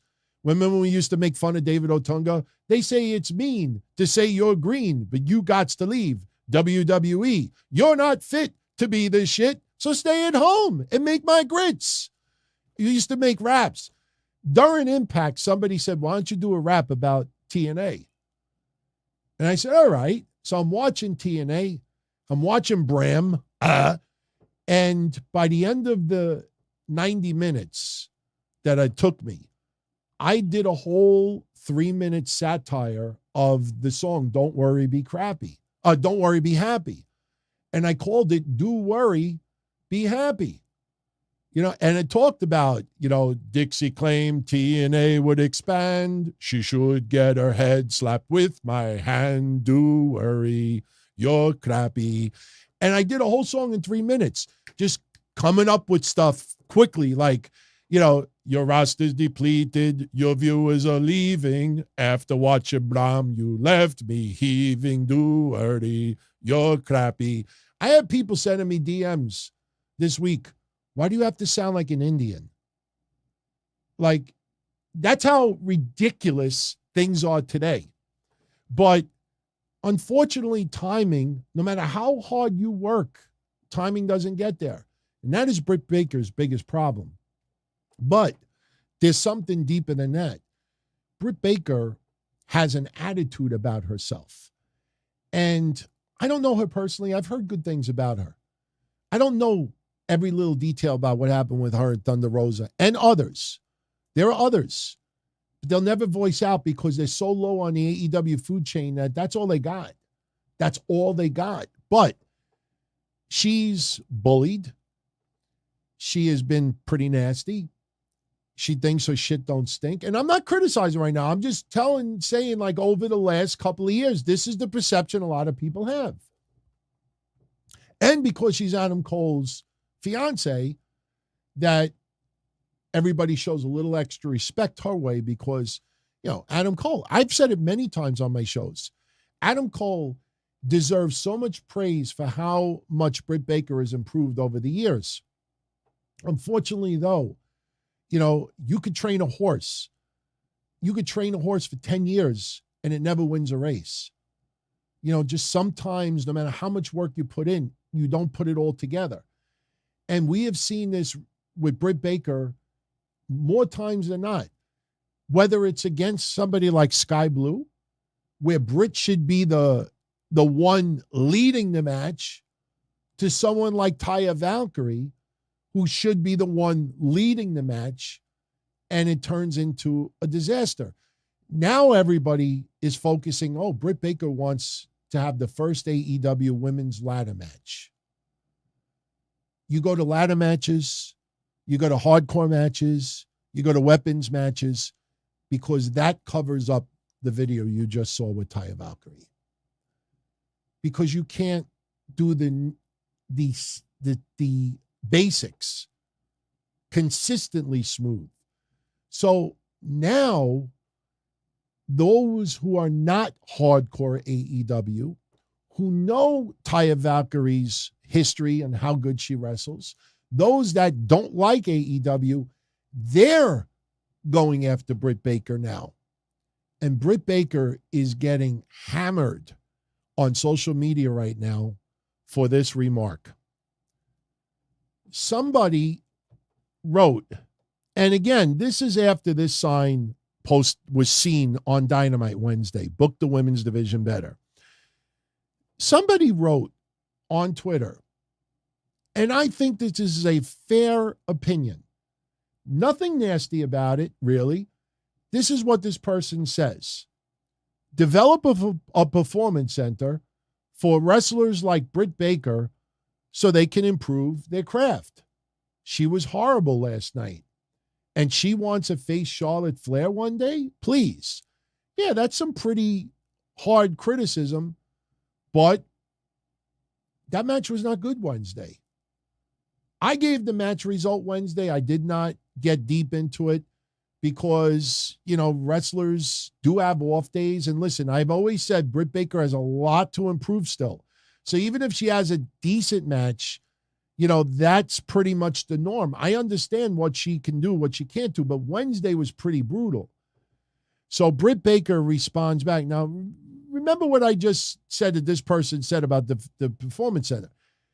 Britt Baker responds back and says, and I quote, "Sorry, sis, I couldn't hear you over those DMD chants, but bullying looks just about as good on you as those heinous yellow dress." So she's now calling other people bullies. And she's getting killed right now. I want to make this clear. This is not Britt Baker's fault. This is not Sky Blue's fault. This is not Taya Valkyrie's fault. This is not a lot of the women on that roster's fault. The fault is that you could have a nightmare factory. You could have a wrestling school. The thing is that no one there, you have Madison Rayne as a trainer, Serena Deeb as a trainer, and you don't see much of an improvement at all. And honestly, that starts from the top. That starts from the top. When you see the progression of people like Tiffany Stratton, I'll give you one. I'll give you the progression of one woman right now that when you take a step back and think about it, you're like, yeah, I can't argue that. Ivy Nile. Ivy Nile. Even Lola Vice. They had no wrestling background. Remember, Britt Baker a couple of years ago said that they should not take models and women's and put and models and athletes that are non-wrestlers and put them all in a school with wrestlers. And she made a comment like that. And you're seeing what happens with hard work. And not only that, dedication and that pride. And to me, Tony Khan, telling it like I see it, Tony Khan and AEW never, ever looked at the women's division seriously. You get a match. You get their, favorites. You get the controversial names from Japan like Maki Ito and others. You get, a little bit. You look at how Sheeta's been used the last couple of years. You see at the end of the day, if they treated let me say it like this, if they took the women's division more serious, we wouldn't have just one match on a Dynamite. We wouldn't have all this cover up with spray painting people on, on their clothes and all this, they don't take it seriously. And for a lot of people in AEW, it's summer camp. It's Disney World. It's a resort. Let me just get the basics down. And as long as I'm employed and as long as I'm getting a check and as long as I'm featured once in a while, I'm content. I'm content. You see what you see on TV a lot with the women's wrestling, especially. And that is simply because AEW does not value women's wrestling anywhere near the men's side. I'm not even saying 50-50. It's more like 80-20. But again, think back to Ring of Honor up until a few years ago. Think back and listen, putting Willow Nightingale versus Athena to close out Ring of Honor. I know that was warm, and I'm happy for both women. Willow's from my neck of the woods. I root for her more than you could imagine, and Athena is awesome. But they also scored 300,000 on Rampage. They also had the lowest quarter on a recent either Collision or Dynamite. Their ratings consistently are pathetic. So you do this for a feel-good moment to make a statement. So now we could say the women closed out a pay-per-view. It's not just what's listed on paper. It's the mindset. It's what's in here and here. People aren't stupid. People aren't stupid. You could put 3 matches on a women's show that only 50 people attend, but when 5,000 people attend, you only put 1. That shows you the value. Think of Ring of Honor up to recent years. Think back to ECW. And out of fairness for ECW, women's wrestling across the board was not extremely taken seriously. Medusa as Alundra Blaze and Bertha Faye, you know, that's really pretty much what we got on women's wrestling in the mid-90s. We didn't have this big crop of women's wrestling. That's why it really wasn't featured all that much. Or you have Sherry as a manager, you know, or she would hit a move and that's it.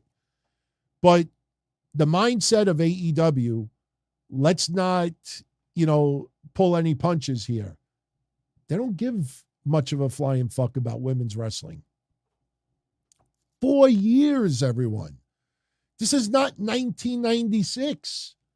That 4 years, wow, look at Trish and Molly Holly and Lita and Jacqueline and this and that. Of course, we had talented women in the 90s, but there would be 3 in an indie promotion, not 30. So what you see on TV, I don't blame it on the women all that much because let me put it this way. If AEW took the women's division seriously, that would put so much fucking pressure on the women that they better deliver.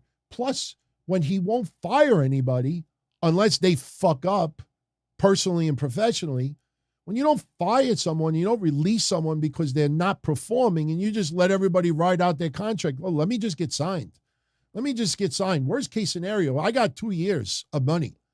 Let me just get by and get a fucking Rampage match. So be it. I don't care. I'm getting paid for the next 2 years. And then once I'm done, I'll go on the indies. I'll take this shit more seriously. Right now, it's a vacation. For a lot of people in AEW, it's a fucking vacation. When there's added pressure, if I don't step up, I lose my job. That's what they do in NXT and WWE. That's why Ivy Nile, Lola Vice, Tiffany Stratton, Cora Jade. You could just go down the list. Valentina Feroz, Yulisa Leone. And there's a lot of others that I'm leaving out. It's not that NXT is so much better with the training. Serena Deeb is awesome. She knows how to train. So does Madison Rayne and others. It's just that overall, the overall scope, and AEW doesn't take it seriously. That's why you get what you get on TV. Once people sign there, if they're not taking it seriously, what's the incentive? What's the incentive? You see Jade Cargill, you know, what's the incentive? She's got money. She's got a family. She's married to Brandon Phillips, formerly of the Reds. You know, she's, you know, and, you know, what's going on with her? She's content. There's no real strong drive that I want to come back and be the greatest woman in women's wrestling. No, it's a hobby. It's summer camp. It's a vacation. It's a resort. They're on a cruise ship right now. And as long as that mindset remains, and honestly, it's not going to change. The only way it changes is pressure. Because deep down inside, Tony Khan, it's about 80 to 90% about the men and this much about the women. You throw a main event here once in a while, you're making a statement. But when it doesn't happen the following week, do you remember that WWE Raw had like 7 weeks in a row of women's main events? Do you think they were doing it just to make a statement? No, they rode with it and whatever happened, happened. What makes you think that Tony Khan is going to suddenly have this? This is his viewpoint for decades. This is his view for 20 years. It's just that most people online will not address this issue. They'll say, oh, build a better school. Take trainers, put more trainers there. Give them more house shows. No, the mindset is AEW and Ring of Honor is 90% men, 80% men, 20% women. They got their place, but that's it. So what I saw on Wednesday doesn't surprise me all that much. By the way, Collision for later tonight, there's your trinket match. Kiera Hogan versus Mercedes Martinez. Listen, before I show you that, Chris Statlander, What did I say on Wednesday? Chris Statlander's championship reign is turning into Jade Cargill's reign. She wrestles random woman. Somebody may come down to the ring, scope her out, call her out, leads to a match on a following week, wins the match, and then interview segment with Orange Cassidy, recorded promo, and then the following week, Chris Statlander in action, faces Lisa Nobody, wins that match. Someone else comes down to the ring, gives her a dirty look, bumps into her in the back. You haven't faced me, and it leads to a match. Does anybody actually think that Kiera Hogan versus Mercedes Martinez is going to lead to anything? That this is not, it's just a match being put on a show. Mercedes Martinez will do just fine. Kiera Hogan, you know, she's listen, her work in Impact was great. I'm sure those two women will do a decent job. But just because it's on the show doesn't mean, oh, AEW is giving more time for the women. No, they're not. No, they're not. So anyway, tonight on Collision, it's fucking Gravity returns. Joe takes on Gravity. To me, I got to look up this guy's history. To me, that's like equivalent of what Suicide was for TNA. It's like a play on words. Oh, Pac takes on Gravity. Ha, ha, ha, ha. Gravity, get it? Ha, ha. He beat Gravity. Ha, ha, ha. It was the lowest rating of this past week. Yeah, Gravity. Pac versus Gravity. The rating that the match that the fans forgot. Remember, Neville? You know, the man that Gravity forgot? Wednesday, Pac versus Gravity, the match that fans forgot. We'll talk about the ratings on Monday. But Joe will take on Gravity. We got the men's tag team title match. Be on the lookout, MJF turning on Adam Cole. I don't think it'll be tonight, but it'll happen soon. Buddy Matthews versus Andrade, which will be an awesome match. But a mask is going to be on the line, a mask that Andrade just doesn't wear during the match, by the way. CM Punk will talk, and we get a six-man. El Hijo del Viqueño, Darius Martin, and Action Andretti versus the Guns and Juice Robinson. So that's what's scheduled for Collision tonight. So, my friends, little programming notes. Tomorrow night, there will be no sit-down episode. I put up a poll in the community section on YouTube. How did you want me to handle Sunday night? And the majority of the votes said DT. Do an NXT recap and review of the Great American Bash. So that is what will be going down on Sunday night. So check it out. Tomorrow I will be live online right after the Great American Bash. Make sure you join me. Yeah, Gravity I heard he's a legit guy. I'm going to do some history on Gravity. I'll give you a little background on Gravity on Wednesday. I'll see if I can find any really good matches outside. Who knows? Maybe he didn't have the name outside. I would think that this is a new name because I don't recall ever hearing like AAA results from Tijuana. Gravity took on El Puerto Riqueños number 3. Also Tuesday, Kevin and I will return. SummerSlam preview and predictions. That will air live on Patreon Tuesday night, and it'll be posted for everyone online after the live stream is over. So, and then obviously Monday we have our Raw recap, which we do. So everyone, if you enjoyed the show, give it a thumbs up. Tell a friend. Let them know about the channel. DonTony.com, download the audio shows. That is the lifeline. If that starts to deteriorate, you know, everything deteriorates. That is the lifeline. About 90% of you still access the shows audio only. Not everybody needs to see my ugly face every week. Plus, it's easier. You know, you're walking, you're driving, you're at night, you're sleeping, you got your eyes closed, you're cleaning. You know, you don't need to see video. You might cause an accident if you see the video. So you listen. So still about 90% of my audience is audio only. Plus, it feels good to be ranked in the top 5, top 10, top 50, number 1 in certain countries. So, and that's all audio. None of the video stuff gets factored in that. Just remember that. So download the audio shows, you know, because that definitely helps. It keeps us visible online. So much love, everybody. I am out of here, and I hope to catch you all again maybe tomorrow after NXT if you're online. So where is my outro? Where is my outro? Here is my outro. Good night, everybody. As far back as I can remember, I always wanted to be a podcaster. For me to live any other way was nuts.